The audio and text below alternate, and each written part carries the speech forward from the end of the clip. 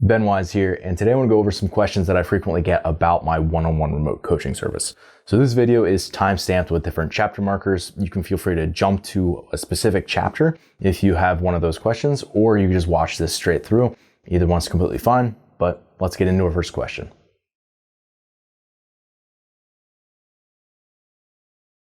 So the best way to get up-to-date pricing is you just shoot me an email, ben@zoarfitness.com. The reason I'm not giving a direct answer here is just because it's not like I'm trying to be coy or something. It's just that practically I can't re-upload a segment of a YouTube video. I'd have to delete the video and re-upload it. So just shoot me an email. I will get you a direct answer about what my current price is. That being said, I never have any sort of sale or anything on remote coaching.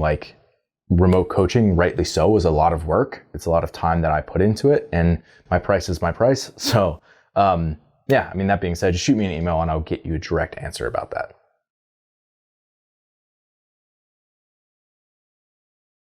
So the first thing to understand is that one-on-one remote coaching is me taking a degree of ownership in your athletic journey and your athletic career, right? So it's anything that I can do as your coach to help you become the best athlete that you can be.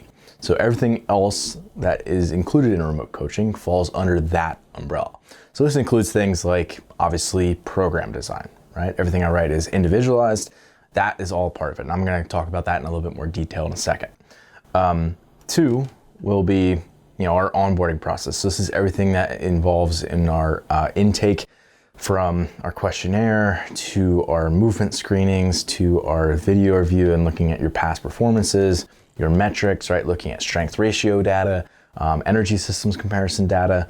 And then it'll also not just be that, sort of gathering of resources and knowledge about you as an athlete, but also then getting on our initial coaching call, which is about an hour, and really hashing through everything that is needed to really be able to execute on your program with information that we need up front.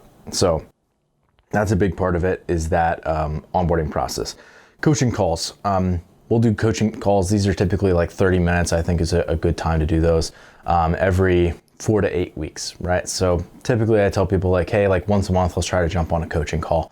And that includes everything from talking about lifestyle, nutrition, sleep, and stress. That's all, part of it, to obviously performance in the gym and figuring out what we can do to improve that.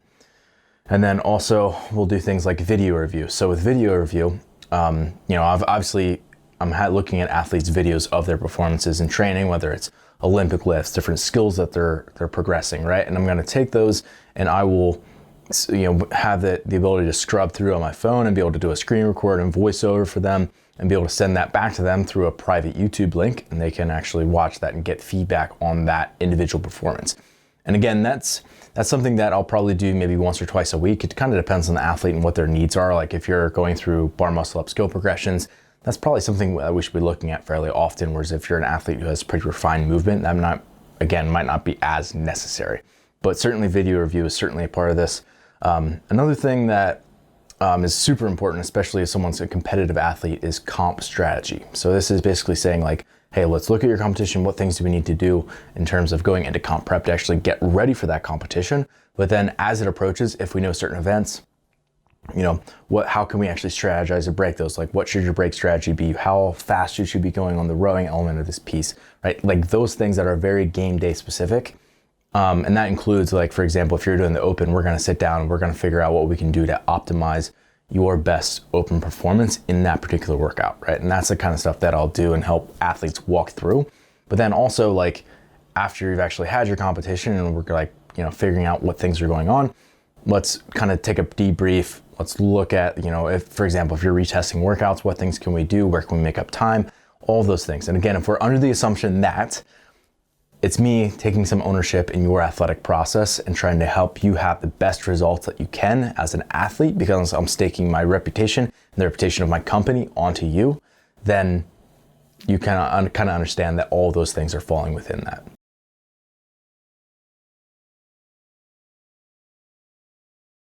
Yes. So 100% of the programming that I'm putting out for my remote coaching clients is individualized.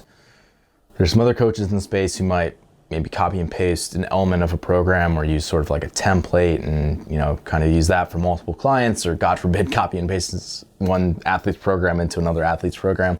I don't do that. right? Everything I write is individualized for that athlete. That being said, there are some times where it makes sense, it's actually strategic and helpful for that athlete to be doing something that someone else has already done before so they can compare scores. This could be something as simple as like our benchmark tests, right? So I've had countless athletes do a 10-minute, time trial on the assault bike or the echo bike, and being able to compare is obviously super helpful and it gives you an objective number. So we have a battery of benchmark tests that we'll do, things like the name game, which is we'll do qualifier style type workouts. And this is something that the people in the protocol will do, which is our online training program. But then also I'll have a lot of my competitive one-on-one remote athletes do that. And that allows them to actually compare scores and for me to see some data from, not just individualized training that's unique to you, but then also like saying, okay, where did you stack up when it was a head-to-head type workout against other athletes who have similar goals and maybe are in the same age category as you, etc. Right? So it gives us some good data along with that. So there's definitely times where I'll use that strategically to give my athletes an advantage.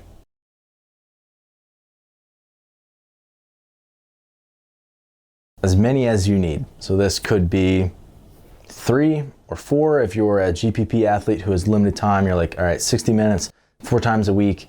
That's what we got. Let's work with that, and we'll make everything within your program punchy and effective within that time that we have to train.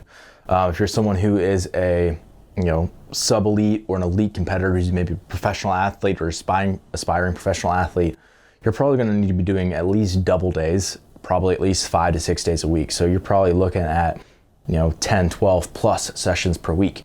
So again, if that's what you need and that's what you require as an athlete and that's what makes sense for you and your goals, then that's what I'm going to give you and we're going to make the most of it.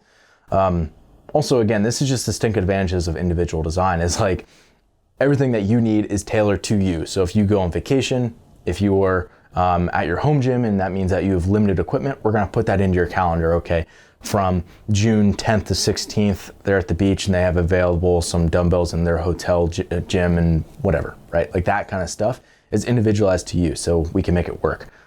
Your goals shift, right? These are all things you get a tweak. All these things that's coaching, right? That's what we're doing here. So if you're someone who's limited time or if you have a lot of time, that's just one more thing. Like, okay, this is the number of sessions per week that we're actually going to be able to dedicate to getting you to become the best athlete that you can be.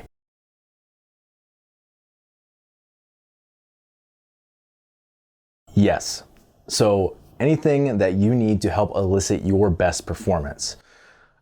Hopefully you're seeing a theme by now. So for example, if I have someone and they're building and they're getting into snatch work, and that's sort of the first main piece of the day, I might have them go through, if they're a really experienced athlete and they move pretty well and they don't have a lot of restrictions, I might just have them like sort of general guidelines for them, like, hey, 5 minutes easy cyclical into 5 minutes of active mobility, just make sure all the joints are prepped that you need, and then 5 minutes of empty barbell work, and then by the 15-minute mark, you're sort of into your working sets. If we have someone else and maybe they're a less experienced athlete or they have more specific mobility restrictions or they really like having structured warm-ups, then it could be like, okay, you're gonna do 5 minutes on the assault bike into A1, A2, A3 of this mobility prep, working on this specific restriction that you have, into B1, B2, B3 of this triplet or kind of tri-set of things that are, again, helping activate you and get you ready to go. And then by the time we get through our empty barbell work for C and D, now we're actually getting into the snatch work of E and getting ready to go, right? So it could be you have this laundry list of things by the time you actually get to your snatch work, if you actually need that to feel good for snatching. And for someone else, they might not need all of that, so it's certainly not going to be helpful or necessary for them. So again, it really depends on the athlete and their individual needs in terms of, but yeah, I'm always going to write some sort of warm up, even if it's just like, hey, do some choice work of your, working on these specific areas, right? All the way up to very specific, very detailed, this is exactly what you need to be doing. For accessory work, again, I will often give some sort of accessory work, especially if it's more in the off season, as if someone's a little bit more general fitness related, they're going to get a lot more accessory work or things that aren't necessarily related to sports performance. And then it could be like, hey, if we have specific things that we're trying to bring up, like, hey, maybe your glutes are lagging a little bit, we'll have you do specific things that are going to be activations or drills or accessories to help build that specific body part, for example. And again, it could just be like general health, trying to keep the joints healthy, that sort of thing. Mobility work, again, this could be two things. It's like, hey, we did, hang power cleans and handstand walks in a workout and your traps are blown up. Okay, let's give you a specific stretch at the end of your session to help work on that. Or it could be like, we know that your T-spine is not great. So on Thursday, we're going to do some additional mobility work during your recovery days to make sure that you're ready to go for that. So again, mobility work will be both generalized, but also specific to the athlete, both sport and individual needs there. And then, that could also be things that we just identified in the movement screening as being priorities for you as an individual. Even like breath work, for example, like we could be giving you things that are outside of your sessions. Like, hey, when you wake up in the morning, I want you to go through this mobility routine and then hit, 5 minutes of this focused breath work, like at this particular cadence, for example, where it's sort of relaxing, promoting recovery, right? I often will give like breath work with like a walking with a breath sync, like after you do a stressful workout to kind of calm you back down. Things like that, right? Again, anything that I can do to help you elicit your best performance, I'm gonna do.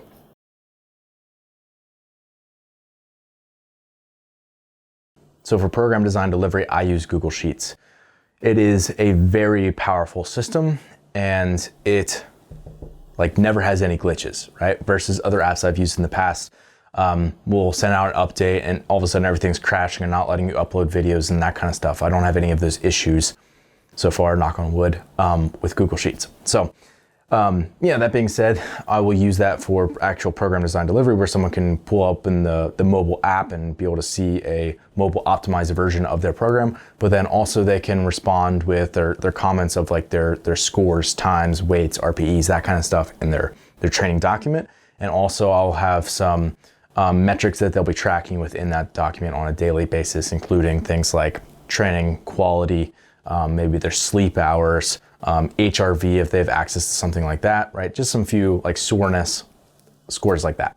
And then allow some additional feedback within their program. And then for daily communication, things outside of actual feedback or those training scores, that sort of thing, we use WhatsApp. So that's basically what we use to message or essentially like text messages back and forth. And then also I'll do my video calls through there for people. And that works great for both people located in the United States where I'm at, but also international clients. That works really well for all of them. And I haven't had any issues, again, knock on wood, with that.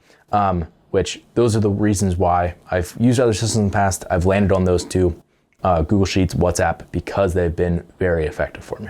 And then WhatsApp also allows athletes to send training videos to me so that I can do like a voiceover screen record and be able to scrub through their videos and go frame by frame, slow-mo, that sort of thing, to actually provide some feedback below. I'll provide an example of what some video review would look like. If you go to the comments below, I'll link to that so you can actually see what that'll look like. But that's the sort of thing that I would do through WhatsApp as well, where I'll record it, I'll upload to YouTube and send it to them as a private link, so I'm not sending them a big file, and that way they can view it and get the feedback that they need. It makes it really handy for my athletes.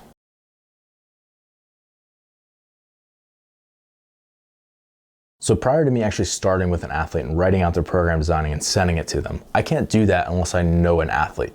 So I think of the onboarding process as sort of a data collection where I'm getting as many resources from this athlete as I can so that I know them as best I possibly can. So when I actually write their program, it's as tailored to them specifically and their needs as possible.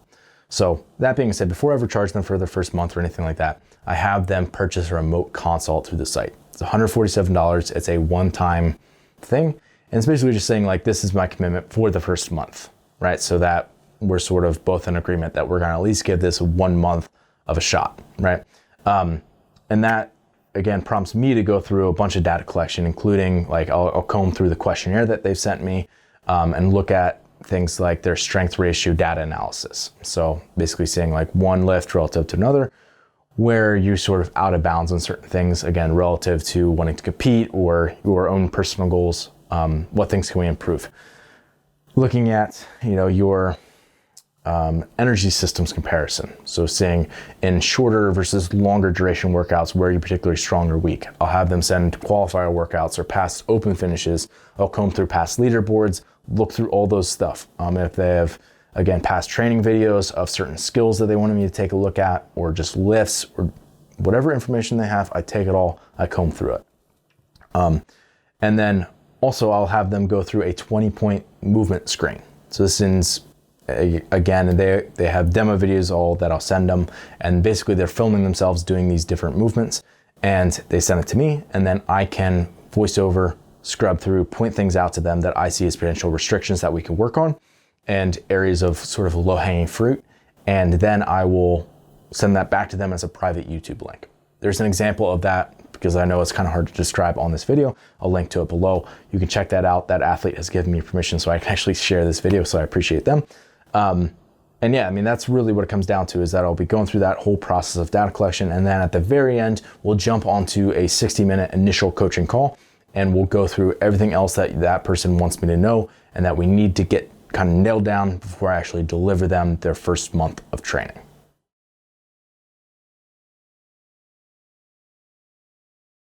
I don't do contracts. So basically, each time an athlete gets billed for 1 month, it's saying, hey, for at least the next 4 weeks, I want to continue to work together. And the first time an athlete signs up, they can do that through the website. They'll have an account assigned to them. They can decide whether they're paying with credit card, with PayPal, and they get to control their account. They can cancel their subscription anytime they want, right? So really, I think sometimes people can get hung up on, like, you know, one-on-one coaching, it's a big commitment. Really, like, you're on the hook for maybe a couple $100. So like, it's $147 for the initial, the remote consultation purchase for that very first time. And then it's maybe $200 something for your first month of one-on-one remote coaching. And if you decide to not work together, fine, right? And it's like, no hard feelings, we part ways, and that's fine. But that's really all you're on the hook for. And again, the only reason I can charge, or, you know, I don't have contracts, is because like, I'm confident in my service that I offer. And when people start with me, they see the value in it and they want to continue with it. So that's the reason why I don't do contracts. It's because it's, you know, once someone actually starts working with me, it's very rare that someone stops doing that within a few months. So that's the reason why I do that way.